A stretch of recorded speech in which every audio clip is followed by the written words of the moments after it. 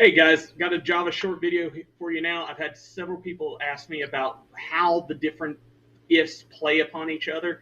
So I've got four quick little short programs to go through real fast just to illustrate what's happening. So the first condition is just if by itself. Something either will or won't happen. I don't have any guarantees for this. It just depends on my test. So a mod 2 not equal to 0. So that's the test we have for an odd value. Okay? Could be odd, could be even, but nothing is guaranteed that will happen. Okay? If I go ahead and run it, I can check it. So let's go 3. That's odd. Run it again. 4.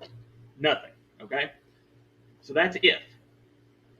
Next, I've got if with else. Okay? Now, this time I do have a guaranteed. Remember, else is our catch-all. It grabs everything that fails the first test.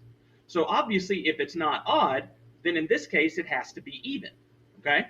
Now, else has no testing involved. It's just a catch-all. So if I try the same sets again, let's go 7. Okay? That's odd.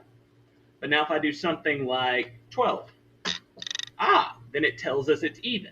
So I'm guaranteed something is going to happen in this kind of a setup. Okay? Third, what if I need more than 2 choices? Well, that's where we get our friend the else if. Okay? Takes a little bit of ifs, a little bit of elses. It does link them together, so I'm still guaranteed, so they're all one if block. It does have an else, which means I am guaranteed something will happen, but the way that happens is based on logic. It checks each test one at a time, however many there are, until it either finds something true or it reaches the else at the very bottom and then just runs that. Okay? Now this one I played a little cheeky, even, odd, and then if somehow they're not even or odd, well then they've entered an impossible number. Okay? Nothing I could enter will get there. So it's a moot point, but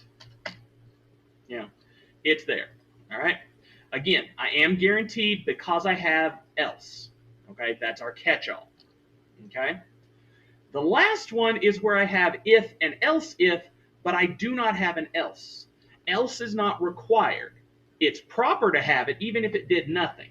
So for something like this, that would be true. It would at least let anyone who read your code know you considered the option. But this one itself has nothing. So because it has no else, I do not have a guarantee. Something might happen, something might not. Now, obviously in here with the even odd, yes, I'm guaranteed something would happen. But what if my test changed? What if we said 0 was neither even nor odd?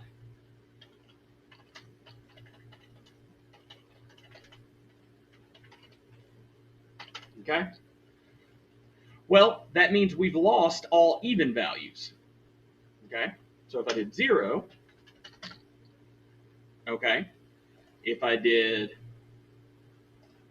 13, odd values are good. But then if I do an even, nothing happens. Okay? So these are the 4 different combinations you can use of if and else in order to make a decision in your code. Okay?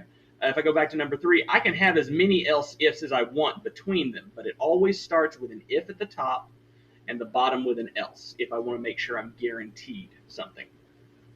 Hope this is helpful. Have a good night.